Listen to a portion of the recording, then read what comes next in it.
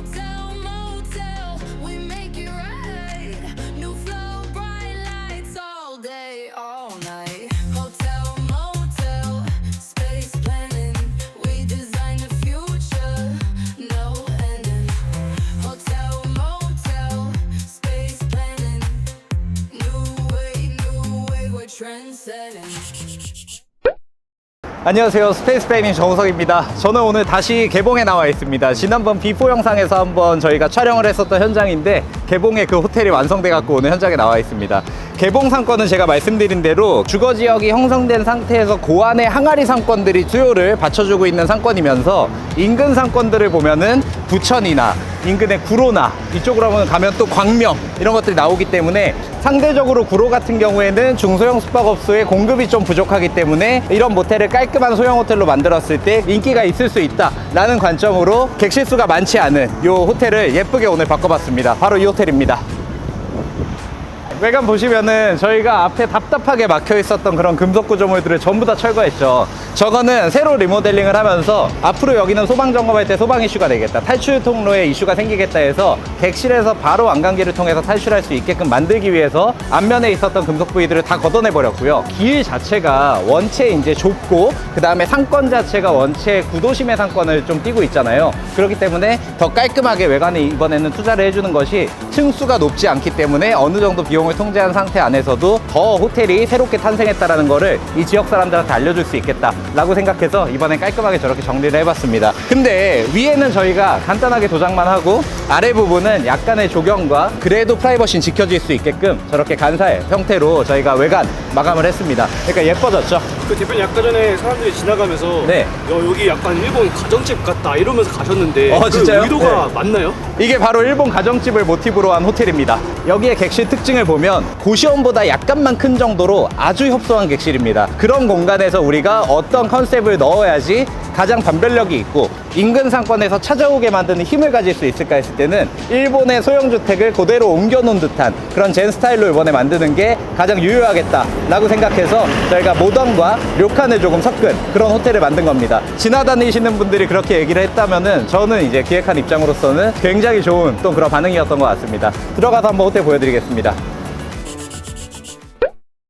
기존에는 이렇게 호텔로 들어가는 진입동선, 여기는 꽤 길어요. 근데 꽤 긴 동선인데 여기가 제대로 안 돼 있으면 호텔의 이미지가 그냥 그대로 낙후된 상태로 남아있을 수밖에 없거든요. 그래서 이번에는 약간의 조경, 그 다음에 프라이버시를 지킬 수 있으면서도 개방감이 있는 간살, 그 다음에 이쪽에도 약간의 조경을 하니까 들어가는 경험 자체부터 약간 더 기대감을 갖게끔 만들 수 있죠. 그 다음에 요런 이제 동선에서 저희가 깔끔한 스타일로 만들어 놓으면은 낮에 봤을 때는 우리가 뭐 테라피샵 들어갔을 때처럼 약간 편안한 느낌을 주고 밤에는 여기서 조명이 나오면서 훨씬 더 신비로운 느낌을 줄 수 있습니다. 그래서 내부도 굉장히 잘 준비되어 있는 깔끔한 호텔을 기대하게 하는 그런 이제 진입동선이기 때문에 약간의 투자를 통해 갖고 요런 이제 존을 만들었습니다.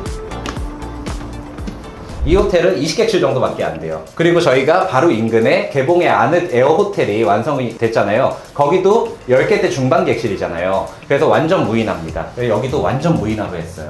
여기는 체크인을 한 고객만 이 문을 열 수 있게 했기 때문에 방풍실 공간을 일부러 만든 거고요. 여기서 결제를 해야만 들어갈 수 있는 시스템이기 때문에 내부에 있는 투숙객들도 프라이버시에 방해받지 않고 호텔이 운영될 수가 있는 겁니다. 그래서 여기는 프론트도 없앴어요. 네, 이렇게 저희가 투숙객의 입장이 돼서 들어와 보면 기존에는 여기가 키주던 그냥 프론트였던 거예요. 하지만 이 공간 자체를 아예 저희는 과감하게 없애고 여기를 그냥 라운지 공간으로 놔뒀어요. 셀프 라운지이기 때문에 간단한 아침에는 조식이 들어갈 수도 있고요. 편하게 투숙객들이 음료를 마실 수 있게끔 그런 이제 셀프 조닝으로 바꿨습니다. 이 호텔은 1층부터 객실이 있어요. 근데 1층에 객실이 있다 그러면 체크인하고 들어와서 갑자기 복도가 보여버리면 조금 불편할 수도 있어요. 그렇기 때문에 한 번에 시선 차단을 해주고 입실하게 좀 만들어놨습니다.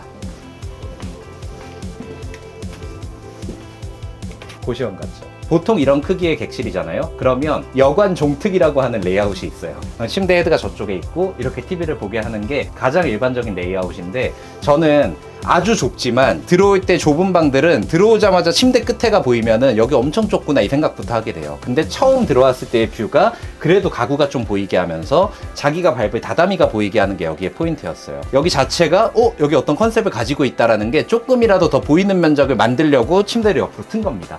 그러면 이 정도 좁은 방에서는 옆으로 누워서 TV를 보는 것들이 크게 불편한 요소는 되지 않을 수 있고, 그 다음에 이런 이제 좁은 방일수록 가구 하나가 가지고 있는 기능들이 여러 가지가 돼야 돼요. 이 가구는요 실질적으로 화장대가 될 수도 있고요, 어메니티함이 될 수도 있고, 냉장고도 여기서 꺼낼 수 있고, 테이블이 될 수도 있고, 데스크가 될 수도 있는 거예요. 그래서 좁지만 이 공간 안에 멀티유즈 기능이 있을 수 있게 해서 그런 어떤 형태로 가구를 제작을 한 겁니다. 그 다음에 협탁도 마찬가지예요. 저 가구 안에 모든 걸 수납하기는 어렵기 때문에 협탁을 열어보면 드라이기가 있고 하는 방식으로 좁지만 알차게 공간을 최대한 넣어 놓은 겁니다.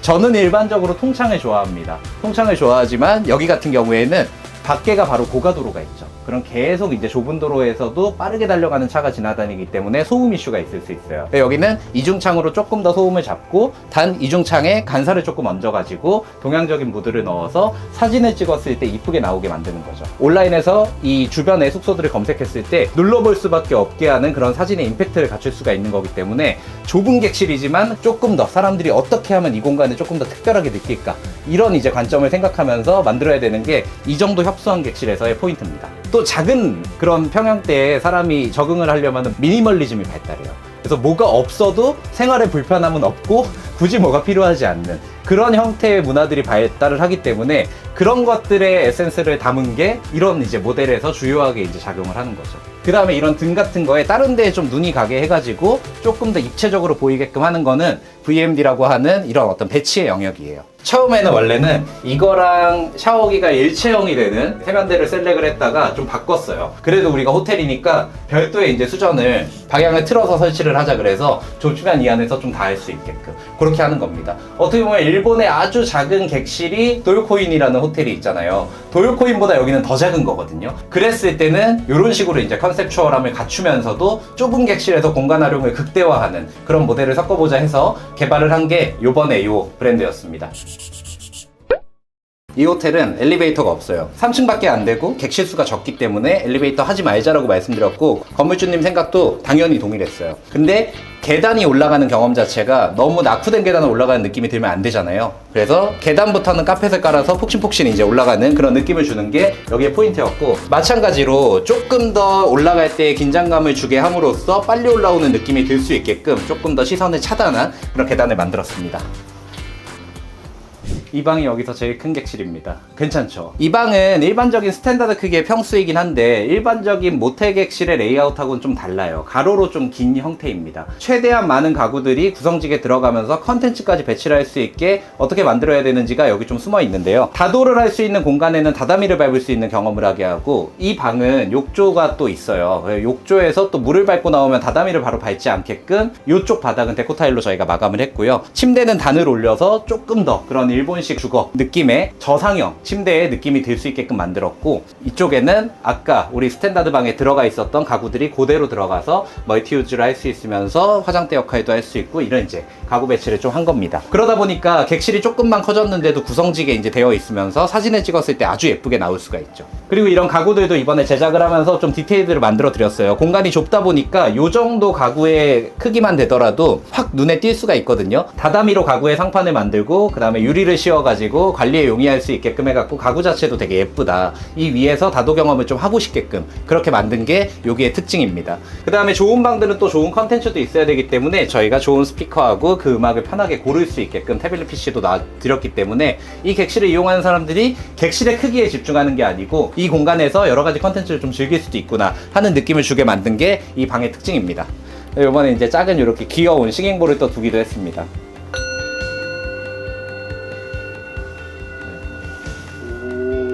다시.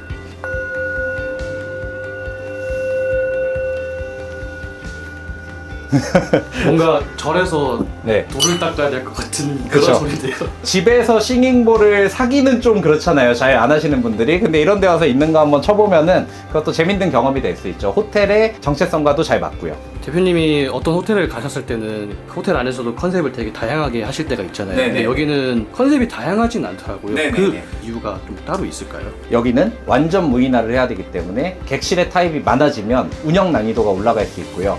그 다음에 객실 수가 원체 몇 개 없어요. 그래서 우리는 이런 호텔이야를 표방을 하면서 회전율 달성 가능성이 훨씬 더 높습니다. 그 다음 세 번째로는 기존에 개발해놓은 개봉 아늑에어의 지금 평균 회전율이 거의 100%에 육박을 하기 때문에 거기보다 예쁘게 만들면 된다 하고 이거 만들어 드렸어요. 그러면 예약은 무조건 찰 수 있다 라는 생각으로 만들었기 때문에 객실 타입을 다변화하는 것보다는 명확하게 우리가 이야기할 수 있는 스토리텔링을 만들어 갖고 일본의 소형주택에서 하루를 묵는 그런 경험처럼 그렇게 느껴지게 이걸 만들어 드린 거고, 그렇게 되면 이런 객실들은 에어비앤비에 올라가도 효율이 좋을 거고요, 네이버를 통해 올라가도 효율이 좋을 거예요. 그 다음 지금 와디즈에도 지금 런칭이 되어 있어요. 그러면 다양한 채널에서 또 마케팅을 할 수 있게끔 하나의 스토리텔링을 가지고 힘있게 밀어붙이는 형태의 브랜드 전략을 세웠습니다. 그러면 지금 대표님 말씀만 들어봤을 때는 네. 아늑에어의 매출이 좀 영향이 있을 것 같은데 그러진 않나요? 있을 것 같죠. 근데 이거 두 개 합쳐서 30객실대밖에 안 되잖아요. 그러면 그냥 하나의 호텔 정도 있는 거고, 개봉에는 모텔 자체가 없어요. 그래서 원체 공급이 부족한 상권입니다. 그래서 요는 개봉은 굉장히 독과점이다 이렇게 볼 수 있고요. 그래서 여기를 제가 항아리 상권이라고 얘기를 하는 겁니다. 여기는 객실도 길었으니까 화장실도 좁고 길죠. 꼭 욕조를 넣자라고 제가 좀 욕심을 냈어요. 왜 그러냐면 일본은 원래 아주 작은 집이더라도 하루에 고민을 씻어내는 그런 목욕을 하는 문화 같은 게 있잖아요. 그게 저는 이런 호텔의 정체성이랑도 맞다고 봤어요. 원하면 반신욕도 할 수 있게 단도 하나 만들어 놨거든요. 그런 식으로 이제 욕조 공간을 좀 만들어 놓은 겁니다. 그리고 여기 이제 히노키 볼이랑 그 다음에 목욕용 소금을 준비를 해놨잖아요. 이런 게 이제 객실의 기본 어메니티로 들어가니까 높은 등급의 객실에는 편하게 목욕할 수 있는 고객 경험도 선사할 수 있는 겁니다. 이 스파를 되게 좋아한다고 하시잖아요. 네네. 그냥 스파만 있으면 상관이 없으신가요? 아니면은 그 분위기도 같이 보시나요? 분위기 엄청 중요하고요. 그리고 욕조가 있는 호텔은 너무 많아요. 그럼 우리 욕조는 어떻게 다르게 만들 거냐가 기획의 포인트가 되는 거고요. 욕조를 다르게 만들 수 없는 상황이 올 수도 있어요. 그러면 목욕 경험을 할 때 어떤 컨텐츠들이 그걸 도와주느냐 이거든요. 그래서 이런 히노키볼이나 목욕에 넣었을 때 입욕제 같은 것들을 별도로 제공하는 그런 소프트웨어적인 부분이 있을 수도 있는 거고, 그 다음에 실제로 뭐 목욕을 하면서 저희가 책을 읽을 수 있는 이런 바 같은 거를 만들어 두는 경우도 있는 거고, 그 다음에 패스포트 같은 경우는 더 극단적으로 욕조를 건식 공간으로 빼버리잖아요. 그런 것도 있을 수 있는 거고, 건축주와 의견이 맞는 경우에는 일부 객실에 또 히노키 욕조를 넣을 수도 있는 거고, 요즘에는 제트 스파까지 넣고 있어요. 그러니까 스파를 저희가 만들 때는 얼마나 다른 호텔들과 우리는 변별력 있는 스파 경험을 줄 수 있느냐가 굉장히 중요한 요소가 돼요. 그 대표님 아까 전에 사람들이 지나가면서 네. 한 번씩 꼭 다 쳐다보고 가시더라고요. 네네. 그 이유가 뭐라고 생각하세요? 쳐다볼 수밖에 없죠. 왜냐면 이렇게 상권의 분위기가 좀 낙후되고 오래된 건물들밖에 없는 상권에서는 새로운 건물이 생기면 쳐다볼 수밖에 없고, 그 새로운 건물이 뭔가 이야기거리 만들어내는 경우가 있어요. 근데 우리는 밖에 막 한자도 붙어있고 재난 공간에 이게 무슨 테라피샵이야 호텔이야 이럴 수 있는 그런 외관에 갖췄잖아요. 그렇게 소구가 되는 거죠. 항아리 상권에서 이런 게 중요해요. 지나다니면서 이야기할 거리들을 만들어주느냐. 제가 이제 뭐 대로변이 있는 호텔에서는 큰 벽시계를 걸어둔다거나, 그 다음에 호텔의 아이레벨을 임팩트 있게 만들어서 어떤 컨셉을 넣어준다거나 하는 것들은 다 사람들이 지나다닐 때 다른 건물들과는 뭔가 다르기 때문에 한 번 더 이야기하고 여기에 이게 있구나를 좀 인지시키기 위한 것들이거든요. 그리고 나서 기회가 될 때는 한 번쯤 이 호텔에 좀 묵는 것도 관심을 가질 수 있게 되는 거고, 동네 자체에서 좀 유명해질 수가 있는 거죠.